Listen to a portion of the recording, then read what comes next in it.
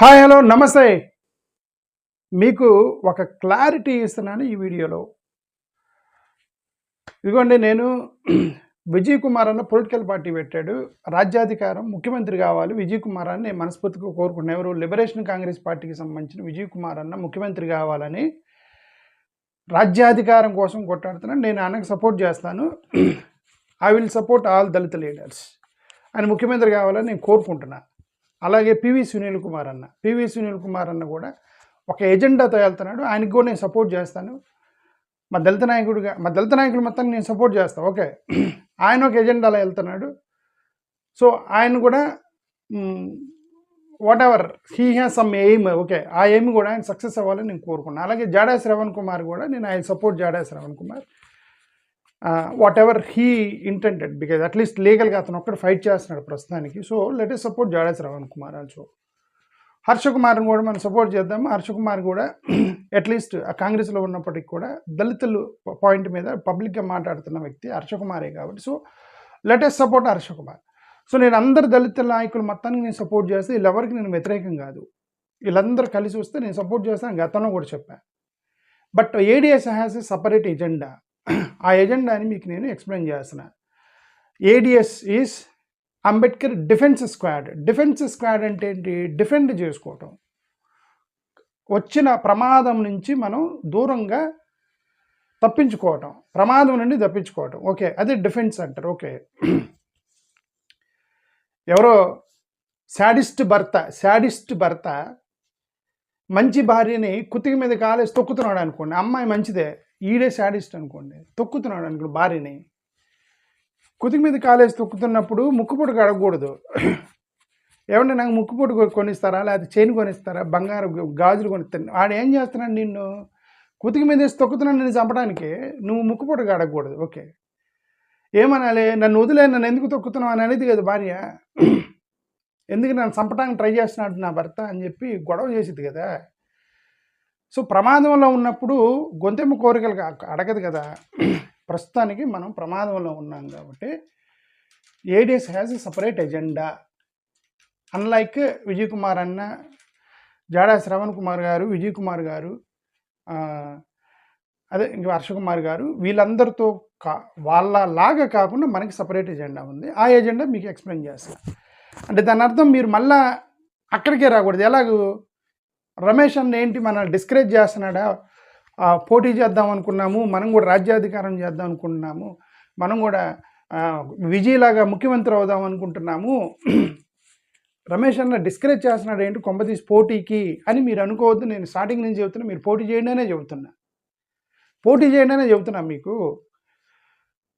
But ground రియాలిటీలో అంటే గాల్లో ఎగరకుండా గ్రౌండ్ రియాలిటీలో నుంచి వెళ్దామని నేను అంటున్నా. గ్రౌండ్ రియాలిటీలో వెళ్తే మనకి ఫండమెంటల్గా మన సమస్యలు ఏంటి అనేది ప్రైమరీ అడ్రస్ చేసుకోవాలి.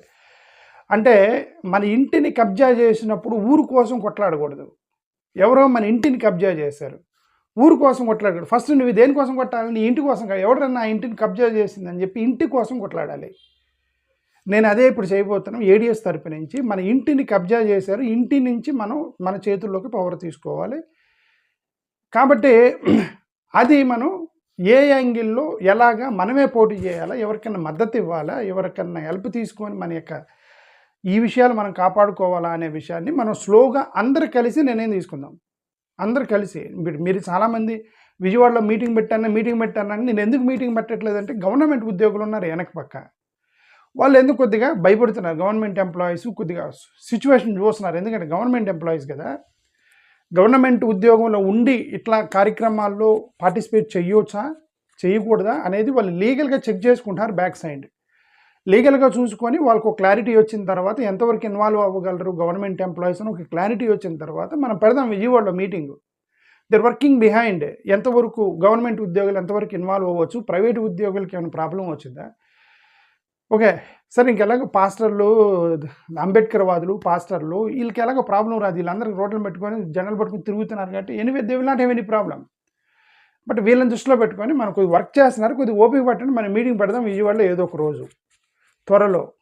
బట్ ఆలోపు మీకు ఒక క్లారిటీ ఇవ్వడానికి నా వైపు నుంచి చెప్తాను. అంటే ఇది ఫైనల్ కాదు, నేను చెప్పింది ఫైనల్ కాదు. ఇది మనం మీటింగ్ పెట్టినప్పుడు అందరూ కలిసి నిర్ణయం తీసుకుందాం.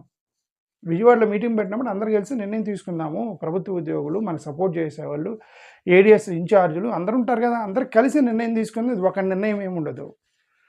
బట్ నా ఇంటెన్షన్ నేను మీకు చెప్తాను. మా ఇంటెన్షన్ ఏంటంటే ఏడిఎస్ 4 అని పేరు పెడుతున్నాను. నేను ఏడిఎస్ 4 ఏంటంటే ఈ 4 ఎజెండాలు పర్సనల్గా నాకు ఈ 4 ఎజెండాలు నాకున్నాయి. ఏమిటివి? బీసీ, పీసీ, జేసీ, ఎఫ్సీ, ఈ 4 ఎజెండా. ఒకటి బీసీ ఈజ్ బ్యూరోక్రాటిక్ ఛానల్. మా ప్రధాన బీసీ అంటే బ్యూరోక్రాటిక్ ఛానల్. బ్యూరోక్రాటిక్ ఛానల్ అంటే ఏ పొలిటికల్ పార్టీకైనా నా అల్టిమేట్ ఏమైందంటే there should be clean, transparent bureaucratic channel that helps our Dalit community. అదొకటే, that's going to be my demand from ADS. Bureaucratic channel ట్రాన్స్పరెంట్గా ఉండాలి. ప్రధాన సమస్య ఏంటంటే ఎవడో అంటున్నాడు ఈడు ఎస్సీ కాదని. ఈడు ఎస్సీయా కాదా అని చెప్పేసి చట్టంలో ఒక మాట ఉంటుంది. ఏమైనా ఎస్సీలో ఎస్సీఏ కాదని చట్టంలో ఒక మాట ఉంటుంది. ఏమని ఉంటుంది?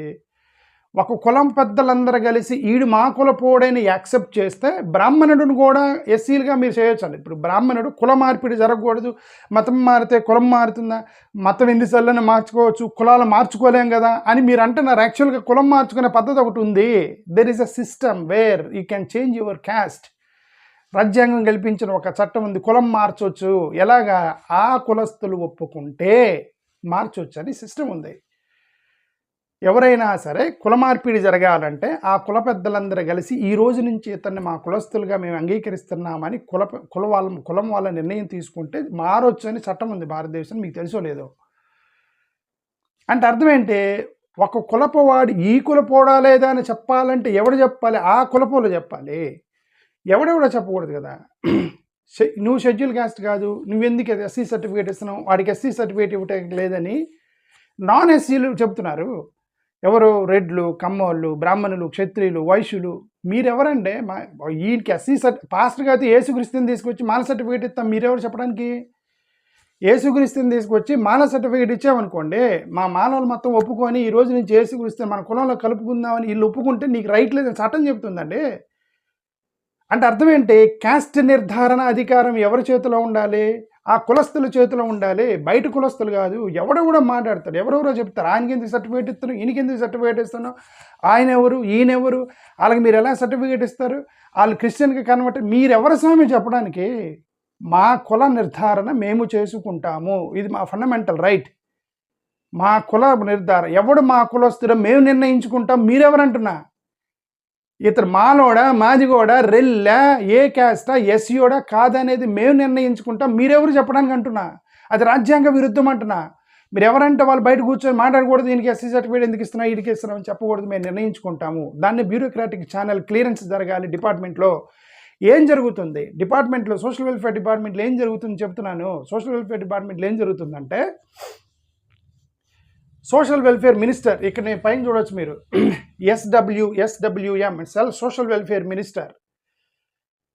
ముందే చెబుతాను, బీసీ అంటే బ్యూరోక్రాటిక్ ఛానల్లో SWM social welfare minister, PSO principal secretary office, COS collector office section, MRO office section, EQS enquiry section.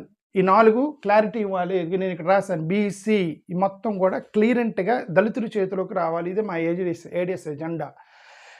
దీనికి మీరు దళితులు కనుక నాకు సహకరించకపోతే సంఖ్య నాకిపోయేది మీరే, నేను కాదు.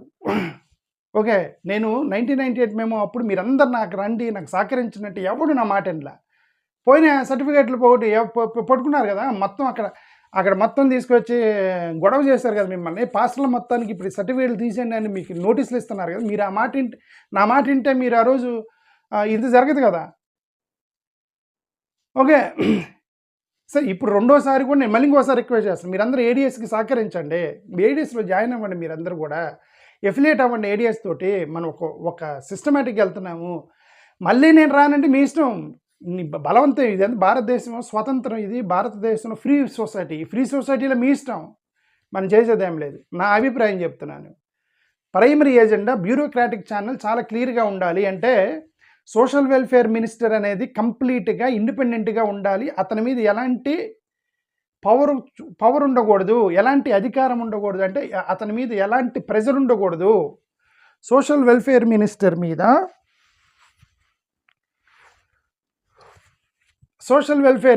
మీద ఎలాంటి ప్రెజర్, ఎలాంటి ఒత్తిడి ఉండకూడదు.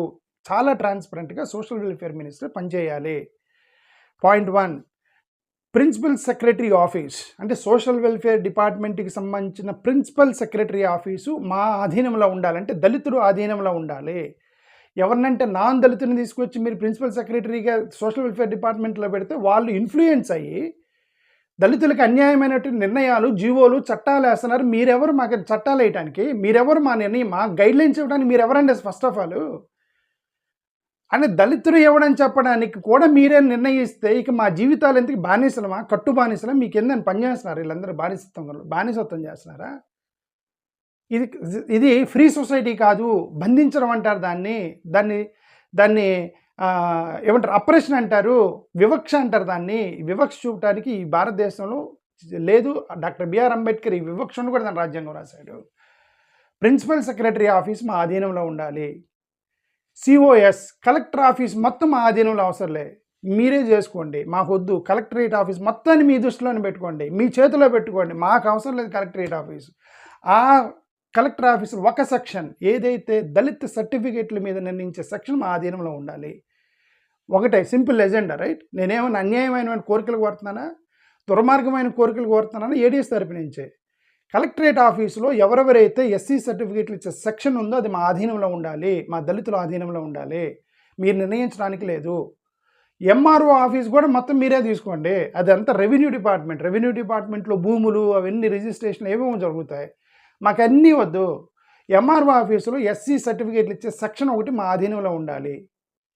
ఫైనల్గా యూక్యూఎస్ ఎంక్వైరీ సెక్షన్, ఇళ్ళకి వెళ్ళిపోయి ఎవడో వస్తాడు, ఎవడో కమ్మోళ్ళు, రెడ్లు, క్వాంటోళ్ళు ఎవరంటే వాళ్ళు వచ్చి దళిత కాలనీలోకి వచ్చి అది నీ ఇంట్లో బొమ్మ ఉంది, నీ ఇంట్లో క్యాలెండర్ ఉంది, నువ్వు ఎస్సీ కాదు, నువ్వు ఎవడవండి డిసైడ్ చేయడానికి?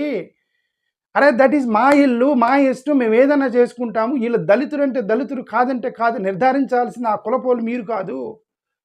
సో ఇదంతా కూడా అడ్మినిస్ట్రేషన్ సిస్టమ్ మొత్తం అన్యాయం ఇది. సో కాబట్టి దీన్ని మీరు దీన్ని ఛానల్ క్లియర్ చేయాలి. బ్యూరోక్రాటిక్ ఛానల్, షెడ్యూల్డ్ క్యాస్ట్ సర్టిఫికేట్లు ఇచ్చేటువంటి బ్యూరోక్రాటిక్ ఛానల్ మొత్తాన్ని మీరు క్లియర్ చేయాలి. మేము ఆ ఒక్కటి మాత్రం అధికారం కోరుకుంటున్నాము. ఆ అధికారం మా యొక్క దళితుల చేతులకి ఇచ్చేయాలి. ఇదే మా ఏడీఎస్ ఎజెండా. బ్యూరోక్రాటిక్ ఛానల్ మొత్తం కూడా క్లియరెన్స్ ఉండాలి. మేము అవసరమైతే ప్రిన్సిపల్ సెక్రటరీని మార్చేస్తాము, అవసరమైతే ప్రిన్సిపల్ సెక్రటరీ ఆఫీస్లో ఎంప్లాయీస్ని మారుస్తాము, అవసరమైతే కలెక్టరేట్ ఆఫీసులు ఆ సెక్షన్ ఆఫీసులను మార్చేస్తాము, ఎంఆర్ఓ ఆఫీసును మార్చేస్తాము, ఎంక్వైరీ కమిటీ పెట్టండి, క్యాస్ట్ నిర్ధారణ కమిటీ పెట్టండి. ఆ కమిటీ నిర్ధారించేది కలెక్టర్ నిర్ధారించడానికి. Who is collector to decide which caste he belongs to what? It is we the Dalits has to decide who is our member. మా దళితుడు నా మెంబర్ ఎవడని మేము చెప్పాలి, మీరెవరు చెప్పడానికి? ఇది అధికారం, ఇది అన్యాయం ఇది. సో ఇది బ్యూరోక్రాటిక్ ఛానల్ మొత్తం కూడా చాలా క్లియర్గా, ట్రాన్స్పరెంట్గా సోషల్ వెల్ఫేర్ మినిస్టర్ నుంచి క్యాస్ట్ సర్టిఫికేట్ ఇష్యూ చేసేంత వరకు మొత్తం కూడా దళితుల చేతి మీదే నిర్ణయాధికారం జరగాలి. ఇది ఒక్కటే నేను మిమ్మల్ని కోరుకుంటున్నాను. దీన్ని ఒప్పుకుంటే నేను ఏ పొలిటికల్ పార్టీ కానీ ఏడీఎస్ తరపు నుంచి మేము మద్దతిస్తాం. మీరు మా దానికి ఎజెండా ఒప్పుకోవచ్చు, మేము ఎలా పోటీ చేయడానికి సిద్ధంగా ఉన్నాం చెప్తాను కదా, పోటీ చేయడానికి మేము సిద్ధంగా ఉన్నాం. So bureaucratic channel BC, this is our first agenda. Second one is PC, protection channel అంటే police channel, police department. Home మినిస్టర్లు చేస్తాము, మాకు వద్దు, హోమ్ మినిస్టర్లు చేస్తాము, మాకు వద్దు అని నేను అనలేను. ఎందుకంటే హోమ్ మినిస్టర్ కావాలని కోరుకునే వాళ్ళు నన్ను తిడతారు, నువ్వెవడరా చెప్పడానికి నన్ను తిడతారు. ఎవరైనా కావాలంటే ఇవ్వండి, నాకుగా వద్దు, హోమ్ మినిస్టర్ వద్దు. హోమ్ మినిస్టర్ పక్కన ఒక డిప్యూటీ హోమ్ మినిస్టర్ ఏదో ఒకటి పెట్టి కేవలం దళిత సెక్షన్కి ఇన్ఛార్జిగా పెట్టండి. అంటే డిప్యూటీ హోమ్ మినిస్టర్ అతను ఏం చేయాలంటే ఎస్సీ ఎస్టీ అట్రాసిటీ కేసులు మొత్తం అతని చేతి నుంచి పోవాలి. అంటే అతని నిర్ణయాధికారం తీసుకుంటాడు. అట్రాసిటీ కేసు మీద అతనికి పెట్టాలి లేదా ఒక దళిత్ డిప్యూటీ హోమ్ మినిస్టర్ని పెడితే అతను ఎస్పీ ఆఫీసులో అట్రాసిటీ కేసులు చూసేటువంటి ఒక సెక్షన్ ఉండదు. ఆ సెక్షన్ మీద అధికారం ఇవ్వండి అతనికి. ఒక దళితుడు ఎస్పీ ఆఫీసులో ఈ అట్రాసిటీ కేసు సెక్షన్కి మళ్ళీ దళితుడిని పెట్టండి అక్కడ. అతను ఈయనకు చెప్తాడు. అక్కడి నుంచి ఈ ఏమంటారు పోలీస్ స్టేషన్, పోలీస్ స్టేషన్లో దళితులు ఉంటారు ఎస్ఐలు. ఒక దళిత ఎస్ఐనే అట్రాసిటీ కేసు హ్యాండిల్ చేయాలి. ఎవరంటే వాళ్ళు హ్యాండిల్ చేయడానికి లేదు. దళితులు మాత్రమే మీరు హ్యాండిల్ చేయండి అట్రాసిటీ కేసుని. దళిత కానిస్టేబుల్స్ని పెట్టుకొని దళిత అట్రాసిటీలు పెట్టుకొని అప్పుడు ఎక్కడైతే అట్రాసిటీ జరిగిందో వాళ్ళకి క్లియర్గా టక్కని తీసుకెళ్ళి అరెస్ట్ చేస్తారు. మా వాళ్ళు మొత్తం దళితులు ఉంటారు, పైనుంచి కింద వరకు దళితులే ఉంటారు. ఈ దళితులు మొత్తం కలిసి ఎక్కడ అట్రాసిటీ జరిగినా మా వాళ్ళని వెంటనే అరెస్ట్ చేస్తారు. దళితుల మీద చేసే అట్రాసిటీ గురించి నేను మాట్లాడుతున్నా. దళితుడు చేసే అన్యాయం దుర్మార్గం గురించి నేను మాట్లాడుతున్నాను. ఎవడన్నా దళితుడు క్రైమ్ చేశాడు అనుకోండి, ఎవడు దళితుడు దొంగతనం చేశాడు, దళితుడు మర్డర్ చేశాడు అనుకోండి, అందరితో పాటు తీసుకెళ్ళి కుమ్మి పడేసి వాడిని జైలు వేసి జీవితంలో బయటికి రాకుండా చేయండి. దళితుడైనా ఎవడైనా సరే క్రైమ్ చేయడానికి లేదు. బట్ దళితుల మీద అట్రాసిటీ జరిగితే అది మాత్రం చాలా క్లారిటీగా ఎస్సీ ఎస్టీ అట్రాసిటీకి సంబంధించిన ఛానల్ క్లారిటీగా క్లియరెన్స్గా ఉండాలి. సో కాబట్టి హోమ్ మినిస్టర్ మాకొద్దు. హోమ్ మినిస్టర్ పక్కన ఒక చిన్న పోస్ట్ క్రియేట్ చేసి కేవలం ఎస్సీ ఎస్టీ అట్రాసిటీ కేసుని హ్యాండిల్ చేసేటువంటి ఒక డిపార్ట్మెంట్ క్రియేట్ చేసి అక్కడి నుంచి ఎస్పీ ఆఫీస్ సెక్షన్ మళ్ళీ దళితుని పెట్టి మళ్ళీ పోలీస్ స్టేషన్లో ఒక దళిత ఎస్ఐని పెట్టి తర్వాత దళిత కానిస్టేబుల్స్ని బట్టి మీరు అట్రాసిటీ కేసులు మొత్తం చాలా సిన్సియర్గా చేయండి. ఇది చేస్తే ఓకే, ఇది చేస్తే ఏడీఎస్ తరపు నుంచి మేము మద్దతు ఇస్తాం. ఎవరికైనా సరే, ఏ పొలిటికల్ పార్టీకే. నాకు తెలిసిన వరకు ఏ పొలిటికల్ పార్టీ ఈ డిమాండ్లకు ఒప్పుకోదు. కాబట్టి మనం పోటీ చేయడానికి సిద్ధంగా ఉంటే మనం పోటీ చేస్తున్నాం.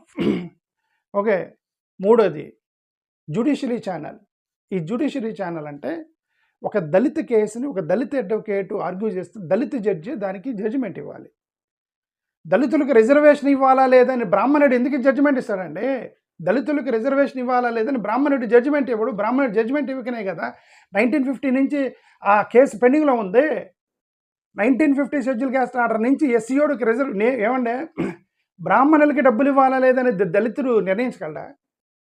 బ్రాహ్మణులకి వీళ్ళకి ఇల్లు కట్టించాలా లేదా అనేది నిర్ణయాధికారం దళితుల చేతుల్లో పెడుతున్నామంటే మీకు కడుపులో మండిద్ది కదండి. మాకు కడుపులో మండుతుంది ఏంటంటే కోర్టుల్లో దళితులకు సంబంధించిన కేసుల్ని మీరు అగ్రకులాల వాళ్ళు జడ్జిమెంట్లు ఇస్తున్నారు. అక్కడ కూర్చొని అన్యాయంగా జడ్జిమెంట్లు ఇస్తున్నారు.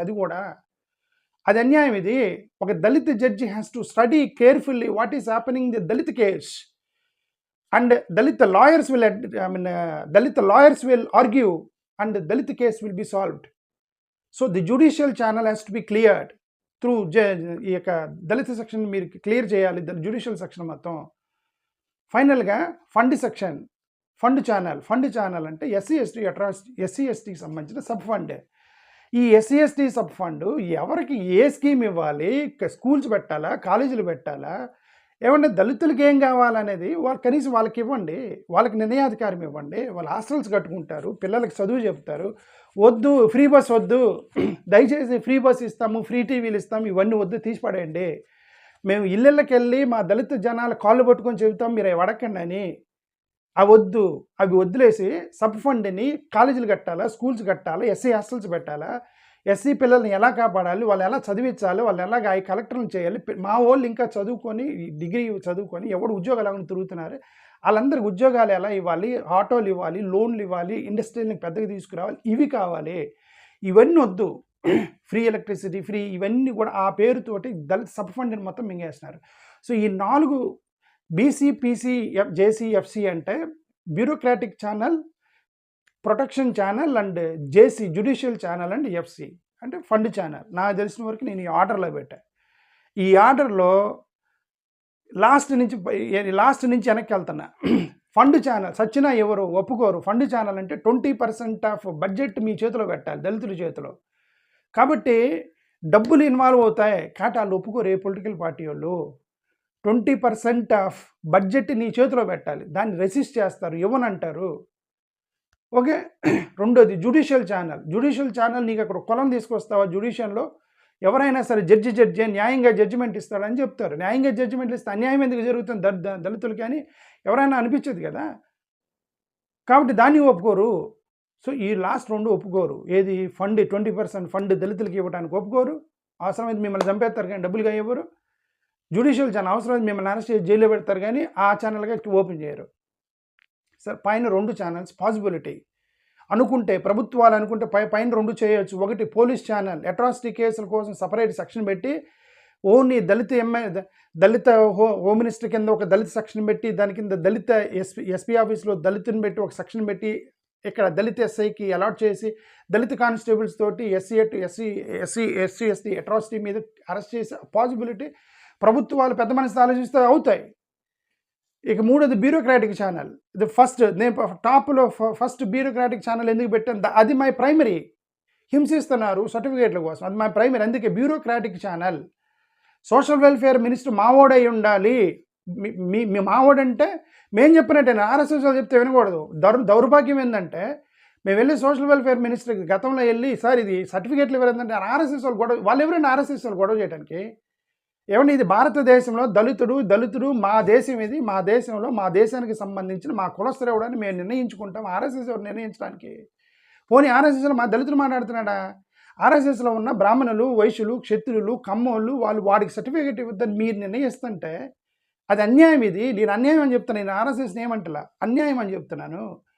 ఆర్ఎస్ఎస్ని అడిగి ఇవ్వకూడదు, దళితులను అడిగి దళితుడికి ఏం కావాలో ఇవ్వాలి. దళితుడిని అడిగి వాళ్ళు ఏం కావాలో వాడికి. ఓకే, నేనేమన్నానంటే బ్యాక్వర్డ్ కమ్యూనిటీస్ ఉన్నాయి.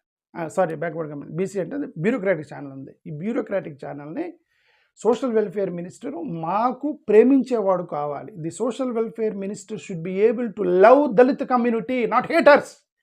They should not hate Dalit community. అరే దళితులు హేట్ చేసేవాళ్ళు ఉన్నారు. They're hating Dalit community. సర్టిఫికేట్లు తీసేయండి అన్నారు, సర్టిఫికేట్లు తీసేది హేట్ చేయటం కదా.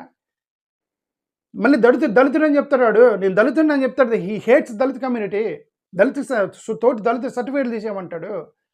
ఇది కాదు. దళితుల్ని ప్రేమించి ఒక సోషల్ వెల్ఫేర్ మినిస్టర్ని పెట్టండి.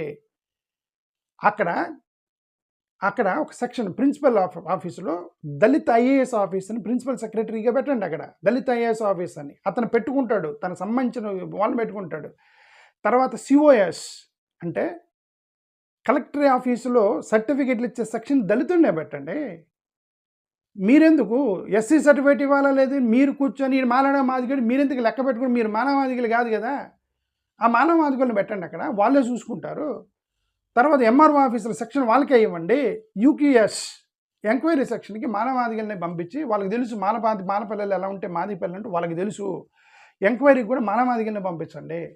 ఆడ ఎంక్వైరీ చేసి ఇది ఎస్సీ కాదా ఇది ఇస్తాడు. అవసరమైతే పాస్టర్కి కాబట్టి ఏసుక్రీస్తుకి సర్టిఫికేట్ ఇస్తారండి, ఎస్సీ సర్టిఫికేట్ వాళ్ళు అనుకుంటే. కమ్యూనిటీ డిసైడ్ చేస్తే ఎవరికైనా ఇవ్వచ్చు అని రాజ్యాంగం చెబుతుంది. సో మేము డిసైడ్ చేస్తాం దాన్ని, మా వాళ్ళకి సర్టిఫికేట్ ఇవ్వాలా లేదనేది.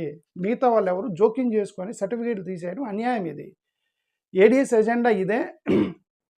ఇప్పుడు మీరందరూ పోటీకి సిద్ధంగా ఉండండి. వీళ్ళెవరు నేను చెప్పిన 4టికి ఒప్పుకోరు, ఏ పొలిటికల్ పార్టీకి ఒప్పుకోదు. Bureaucratic channel social welfare minister దగ్గర నుంచి సర్టిఫికేట్ ఇచ్చేంతవరకు క్లారిటీగా మీ క్లియరెన్స్ ఇస్తామని ఏ పార్టీ ఒప్పుకోదు. ఎందుకంటే they all are influenced by RSS. ఆంధ్రప్రదేశ్లో పొలిటికల్ పార్టీలను ఇన్ఫ్లుయెన్స్డ్ బై ఆర్ఎస్ఎస్. ఏమంటే అట్రాసిటీ కేసులు క్లియరెన్స్ ఇవ్వండి. మీరు మొత్తం మా ఎస్సీలు మొత్తానికి కూడా మీరు క్లియరెన్స్ ఇవ్వట్లేదంటే దానికి కూడా వాళ్ళు ఒప్పుకోరు. ఎందుకు? అట్రాసిటీ కేసు ఎవరి మీద పెట్టాలి? అప్పర్ క్యాస్ట్ వాళ్ళ మీద పెట్టాలి. వీళ్ళకి క్లియరెన్స్ ఇస్తే బొక్కలో పడేది మనోళ్ళు అని చెప్పి దానికి ఇవ్వరు. జ్యుడిషియల్ సెక్షన్ ఇవ్వాలి. ఎన్టీఆర్ జ్యుడిషియల్ సెక్షన్ దళితులు పెడితే ఎస్సీ షెడ్యూల్ క్యాస్ట్ వాళ్ళు అందరూ సమానమే. ఆర్టికల్ 14 ప్రకారం కేసు కొట్టేస్తున్నాను ఇమ్మీడియట్గా అందరికి ఎస్సీ సర్టిఫికేట్లు అంటాడు. దళిత జడ్జి అయితే కాబట్టి దళిత జడ్జిని పెట్టద్దు.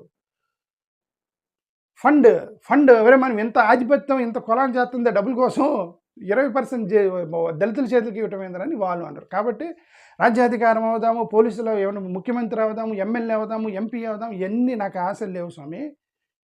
అంత వద్దు. అంటే నాకు ప్రాక్టికల్గా ఆలోచిస్తాను. నేను ప్రాక్టికల్ ప్రాబ్లమ్స్ చెప్తున్నా. ప్రాక్టికల్ ప్రాబ్లమ్స్ని సాల్వ్ చేయని అని చెప్తున్నా. We need to address the practical problems. నేను అందుకే చెప్పానంటే భార్య కుతి మీద వేసి కాలు పెట్టి తొక్కుతుంటే ఏమైనా ముక్కుపుడు కొనిస్తామని అనకూడదు. కాళ్ళు తీ స్వామి నేను చచ్చిపోయేటట్టుకున్నా నా అనాలి. ఇప్పుడు మా సమస్యలు ఇవే కాబట్టి ప్రస్తుతానికి ఈ 4 క్లియరెన్స్ ఏ పార్టీ ఇస్తే ఆ పార్టీకి మద్దతు ఇస్తాము. లేదంటే మేము పోటీ చేస్తాము. మేము పోటీ చేసి గెలవలేము, నాకు తెలుసు గెలవలేము, ఓడగొడతాం ఎవరో ఒకరిని. థ్యాంక్ యూ, నమస్కారం.